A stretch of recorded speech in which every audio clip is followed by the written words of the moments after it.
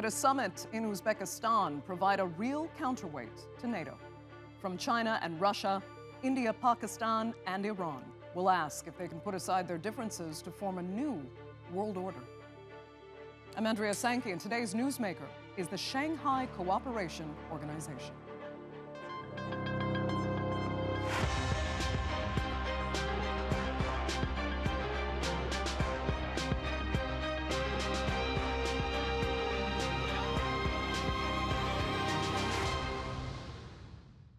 In his first trip abroad since the pandemic, Chinese President Xi Jinping has chosen to attend the SCO summit in Samarkand, Uzbekistan.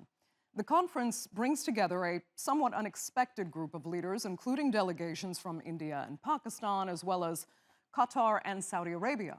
But many observers will be watching mostly for talks between Presidents Xi and Vladimir Putin, with both leaders feeling more and more chastised by the United States and the West.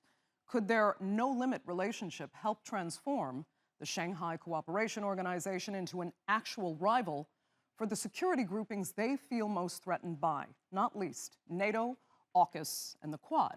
We'll have that debate in just a minute, but first, here's a preview of this week's SCO meeting. For the 15 countries meeting in Uzbekistan this week, this isn't just about sharing resources. It's about the world order. As the Uzbek president said, it's happening at a time when one era comes to an end and another begins, thus far unpredictable and unknown. And much of the talk at this year's Shanghai Cooperation Organization summit will center around Russia. Ukraine's recent counteroffensive has dealt Moscow an unexpectedly hard blow. That's not all. International sanctions are crippling the Russian economy. And President Vladimir Putin is likely looking for outside help. He may get it from Chinese leader Xi Jinping. The two leaders haven't seen each other since Russia's invasion of Ukraine began, but they'll come face to face in the Uzbek city of Samarkand when the SCO summit is being held. Beijing already has a so-called no-limits relationship with the Kremlin. It refuses to condemn Russia's attacks on Ukraine, but it has criticized Western sanctions. And last week, a top Chinese official reportedly told Russian members of parliament that we see that the United States, its NATO allies, are expanding their presence near the Russian borders, seriously threatening national security and the lives of Russian citizens. We are providing our assistance.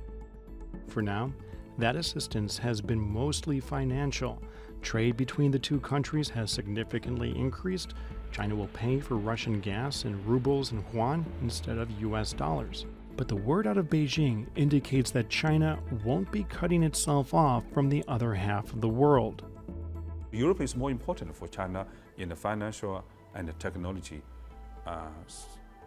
maybe cooperation. So we are not, in this regard, we are not on the same interest with Russia, different comparative advantage.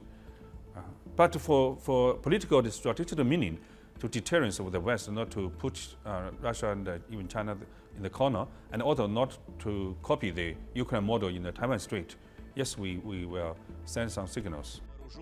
And those signals may sound similar to a warning the Kremlin made earlier this week, that the SCO offers a real alternative to Western-centric organizations. So how much does this meeting really mean to its most powerful members? And can the SCO prove a force on the global stage for even NATO to reckon with? Well, joining me now to debate that and more are from Hong Kong, China strategist Andrew Leung. From London is former British diplomat Ian Bond. He's currently the Director of Foreign Policy at the Center for European Reform. And completing our panel from New York is Tom O'Connor. He is Senior Foreign Policy Writer at Newsweek magazine. Thanks all so much for being with us. Andrew Leung, I'll start with you because you said that the most important thing is what lies behind this meeting between Russia and China. You said it will change the world order. It is unlike any other SCO meeting. That is a big statement. How will it change the world order? Well, I didn't say exactly it would change the world order, but that is responding to a world order that has already changed. Now, let's face it, unlike other meetings of the Shanghai Cooperation Organization, which have done many, many meetings before. But this one comes at a time when the whole world order has been changed dramatically. In what way? First of all, there is a no holds bar confrontation between the world's existing superpower, the United States, and its perceived challenger, China.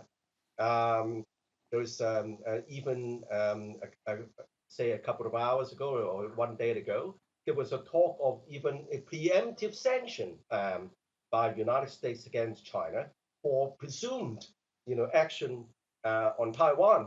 Even Beijing is not even thinking about it of an invasion, but there is a talk of preemptive sanction even, and in addition to a trade war, in a technology war, ideological warfare, information warfare, you name it. Okay. And it's just so this is one side of the picture. Okay. The other side of the picture is that there is an emerging counter force against this American-led. Right. I mean, let me bring that up quickly with Ian Bond. You know, the world order may have changed, especially in the form of a much more powerful China, but the West is still pretty generally unified as it was before. And as a result, I mean, you don't really think the SCO is an organization that could actually spur kind of fundamental geopolitical change. No, that's right. I mean, I think there's a separate question about the bilateral relationship between China and Russia. But the SCO doesn't seem to me to be the vehicle for a change in the world order.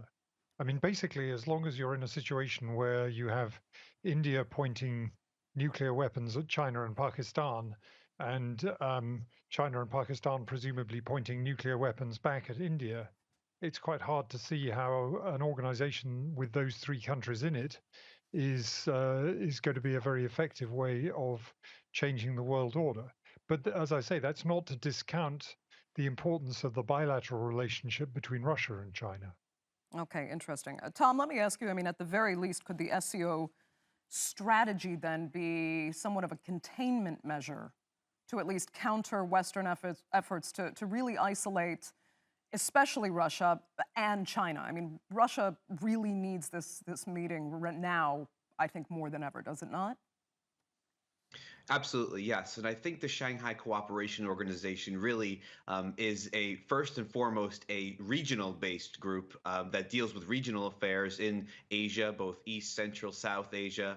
And so I think this is it first and foremost. This is really where its interests lie. And of course, we can't really compare it necessarily to a NATO, for example, because it's not a military bloc. There are existing tensions, just as there is in NATO, among member states within the SCO, India, Pakistan, China and India, Kyrgyzstan, Tajikistan. We're seeing clashes there recently. But proponents of the SCO say that these tensions actually make the SCO appear to be a more pluralistic organization that's been able to overcome these issues and continue to strategize where there is a common interest. And I think that among the member states of the SCO, there still is a prevailing mutual goal of creating and establishing and working through a platform that is not part of the U.S.-led world order. There is a region-first approach that these member states want to pursue, even if their interests are not necessarily aligned or even opposed in certain cases. I do think that the strategic importance of the SCO has certainly increased dramatically over the years. We saw that last year in the wake of Afghanistan, which of course was a regional issue. Now I think that the Ukraine war is of course overshadowing many other issues there, but I think the SCO is not necessarily exactly the platform to respond to it. Most of the members there have taken very balanced positions, not just because of Russia, but because of their own strategic interests. So I think that the SCO will continue to grow in strategic importance and will be a force in the world order. Whether it will change it or not, I'm not sure, but it'll certainly be a part of what's to come. Well, Tom, I mean, tell me where you can really envision the kind of cooperation that could make a difference when you say, I mean, so many of these members, their strategic alliances are sometimes diametrically opposed. Well, we've seen the SCO be able to conduct joint counterterrorism exercises, for example, even among the countries that don't want to speak to each other. We're seeing Iran now wanting to join and perhaps becoming a full member by this next summit. President Raisi will be in attendance. So there is an element there that these countries can find some common ground when it comes to preserving their own interests and working together beyond just security, also perhaps in the economic realm, of course, with growing sanctions packages from the West, not just against Russia, but threatened against China. There is a willingness to want to do business, of course, with China still, even if those sanctions did come into place, just as there was a business to continue doing, interest to continue doing business with Russia after sanctions came in place. So I think that there are opportunities there. Now, these don't necessarily mean that they're diametrically opposed to the West in general. Many of these countries, I mean, we can look at India, for example, will continue to work with the West, the United States specifically, and the SCO is not opposed to that in nature. And I think that part of what the SCO tries to brand itself as is a new type of alliance, or a new type, I should say, of bloc that is not rooted in the 20th century Cold War era politics, just as China and Russia have tried to build their own comprehensive strategic partnership for the new era. So, you know, Andrew, there's obviously so much scope for cooperation among the members of the SCO, but still, isn't this organization just too broad and diverse in its membership to serve any common real security purpose against Western interests? You've got, you know, India and Pakistan, India and China, Iran, as mentioned, with its observer status now, but it's on the way to becoming a member. Afghanistan also has observer status. Yeah. Myanmar is a dialogue partner. I mean, yeah, where would you see this going when it comes to genuine security cooperation that could, in the future, be a show of force against NATO, AUKUS, and the Quad? Well, the old notion of blocs, especially common to previous world wars, do not work anymore in the 21st century, because countries are much more integrated. There is more me and you and me, and even between United States and China. So I don't think that the members states of the SCO, or for that matter, like the BRICS or the BRICS Plus concept, including countries in Africa and other countries, they are part of this changed world order, in the sense that more and more countries do not want to be beholden entirely to the United States, and they do not want to be forced to choose. And we look at Asia, for example, the largest trading bloc, as it were, is the Regional Comprehensive Economic Partnership, which is now the world's largest in terms of collective GDP, a third of the world, and also collective population, also a third of the world. But look at some of these Asian countries. I mean, they do not want to form a bloc with China, nor do they want to be at the back and core entirely of the United States. Okay. So what I'm trying to say is that we're seeing the world change, in the sense that we're very distinct from American-led hegemonic kind of world, where the United States just calls the shots, especially after the Second World War. But we are now seeing different, not exactly camps, but alliances, partnerships like the SCO, like the BRICS Plus, and other concepts. The concepts of, for example, common security instead of security according to the formula of one single country. So I think that these are developing across the world. Ian, let me ask you, I mean, the United States as a singular power is not what it used to be, I mean, especially with the rise of China. But do these strategic blocs, in your opinion, do they still work? Do they still serve a very important purpose, or has that changed too much, as Andrew was describing? No, and I think in a way, the way that Andrew described the SCO indicates why it's not really sensible to compare the SCO to NATO. I mean, they're very different kinds of beast. You know, but what about the significance of NATO itself and other strategic Western blocs today? What NATO provides its members with is a security guarantee. The SCO doesn't do that, and can't do that. You know, the kind of military operation, or exercises, I should say, that the SCO has carried out, very small scale, so-called anti-terrorist exercises. NATO is a very, very different kind of beast. In terms of economic cooperation, the SCO's economic cooperation is pretty non-existent. These countries have very important bilateral economic ties with China. Some of them still, because of the post-Soviet legacy, have important economic ties to Russia.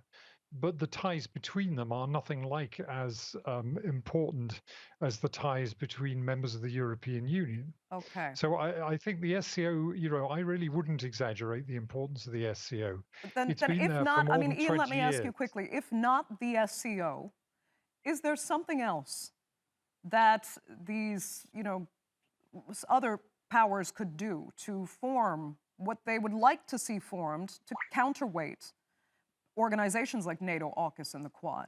Is there something China and Russia in particular could do to form that style of alliance? Well, China and Russia, if they wanted to form that kind of alliance, would have to offer each other mutual defense guarantees. And I've seen no sign that they're prepared to do that at this stage. Let me ask So Tom. Yeah. Tom, do you see that anywhere in the near future? I mean, is there anything maybe the SCO could even offer its members as an incentive to cooperate more strongly on security issues?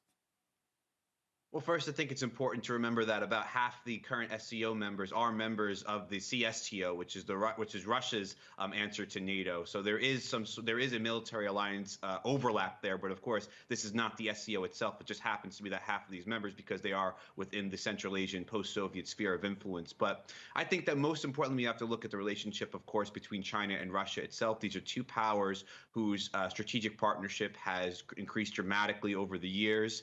From levels of cooperation to even coordination. And now I think they still continue to say we will not form a military alliance. We do not believe in this. I think that there's a lot of reasons for that, both independently within themselves and not wanting to, of course, provoke a sort of conflict with the West because they feel that they are doing just fine right now in their own capacity right now. I think the concern here is that if the U.S. continues to pursue a more aggressive policy towards Taiwan, then we could see some sort of reciprocity from China towards the Ukraine issue. And in general, when it comes to the sort of balance of how the U.S. is treating Russia, how the U.S. is treating China, issues like preemptive sanctions, of course, could threaten to provoke China to want to align closer with Russia. I think right now China has not weighed decisively in favor of Russia in the Ukraine conflict. It's not providing weapons. It's trying to take a balanced approach. Of course, it's not going to introduce sanctions, but that's part of China's policy, I think, in general, is not to introduce sanctions in conflicts like this. That would be seen as joining the Western approach. And even at that, some Chinese companies have joined in sanctions at a fear of triggering sort of a response from the U.S. and its own economy. So there is a sort of balance going on right now. And I think that the concern there is that if China's pushed too much on Taiwan, it could seek to align further with Russia. I just wanted to ask you quickly, how much specifically does that worry you? The Taiwan issue, pushing China and Russia closer together, and really, it's incendiary for China. Certainly. I think that that's probably one of the most serious flashpoints in the entire world right now, because we're talking about a relationship between U.S. and China, I'm talking about now, that both powers consider to be probably the most important in the world and have described it as such. And it's really in a moment of crisis right now. And China is accusing the U.S. of eroding the one China policy. And in many ways, because of, I think, largely domestic reasons, the U.S. is not able to provide a good response to that because there is an erosion of the one China policy among the domestic audience in the U.S. and among lawmakers. And it's narrowing the space in which the White House can maneuver on the issue. So I think that certainly this is probably the biggest threat right now. And of course, the war in Ukraine is certainly something that's affecting people on the ground. And of course, there is a nuclear threat there among major powers. But the China-Taiwan issue is still an avoidable issue, one that can be sort of, I think, de-escalated, I hope, before an actual conflict breaks out. Because if that's the case, I think there's really there's really no end to how disastrous that could be, and of course what that could mean for geopolitical considerations as well.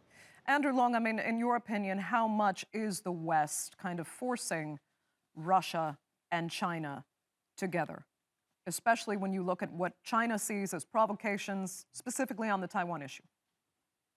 Well, you look at the relationship between China and Russia, even on the SCO. they are not always on all fours on all issues. I mean, there is a degree of rivalry between China and Russia in Central Asia and the so-called Eurasian influence. But on the other hand, when the two powers are pushed together by the United States, 360 degrees pushback in China, and then the war on Ukraine, and so on and so forth, inevitably the two countries would find partnership much more of strategic advantage. Plus the fact that the two countries are extremely complementary, with Russia as the relying on the export of agricultural products as well as energy, and China, of course, is the world's biggest buyer for these commodities. So I think the two countries are bound together because of these two factors. But I think Okay. that this discussion overemphasizes the military, if you ask me, because China's influence is by no means military. And there is no indication that China would necessarily want to invade Taiwan at this point, because according to various other estimations, China does not yet possess full confidence to prevail. But on the other hand, if China really is pushed into a corner, then of course China already enacted the Anti-Succession Act, and many decades ago in preparation for this eventuality. But I Okay. think that the rivalry between influence between the United States and China, China sees its influence is not military, it's economic. Because even with the trade war, with the decoupling, there is in fact increased investment flows into China, Okay. even last year and this year. So I think that, that somehow the West is really barking up the wrong tree. Tom, I can see you agree. Let me ask Ian, do you agree there? Is the West on the wrong track in a sense and actually overestimating what China's military intentions might be? Well, China's military has become much stronger in recent years. But yeah, I mean, basically, I agree with Andrew that China's great power is economic, and moreover that there is still an extremely high degree of integration between the Chinese economy and Western economies. Now, to some extent, both sides are actually trying to diminish that interaction. On the Chinese side, you have the so-called dual circulation policy, which aims to, in a way, to separate China's foreign trade from the domestic economy more clearly. I'm implying, of course, but basically that. And on the Western side, you have efforts in both in Europe and in the US to onshore or friendshore more production from China to friendly countries or domestically. But still, there's a great deal of economic interaction between China and the West, and I think we need to pay attention to that, and not to break that up unnecessarily. Okay. Tom, let me come back to you and back to the meeting itself. Just asking, when it begins on Thursday, which meetings, even on the sidelines, will you be keeping, your closest eye on?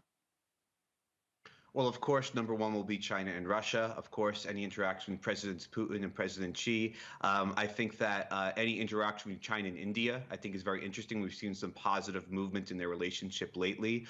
There does seem to want to be a mutual desire to ease tensions on that border area. Of course, these tensions have been a driving factor in India's desire to join another group, another bloc, the Quad.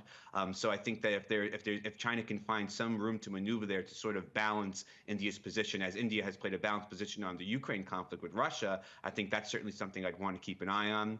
I think anything involving Iran will be important because Iran is trying to step up to be a more global power and not just a regional power, I think, in this sense. And I think its membership to the SCO will continue to prove that. And of course, I think anything that indicates the SCO is a growing bloc or an evolving bloc is something important. We're seeing movement right now in BRICS as well, also involving Iran, possibly Argentina and other countries as well. Even Saudi Arabia has been put out there. So I think that these other platforms, these other groups that exist that are not necessarily opposed to the West, but are alternative to the Western-led world order, is something that we should really keep an eye on. For years, for decades even, I think that Western analysts dismissed the China-Russia relationship as just a marriage of convenience, something that was low level and just seen as aimed at the West. And we've seen how that's blossomed over time. I think that there should not be the same mistake made about the SCO or other blocs like it. Okay.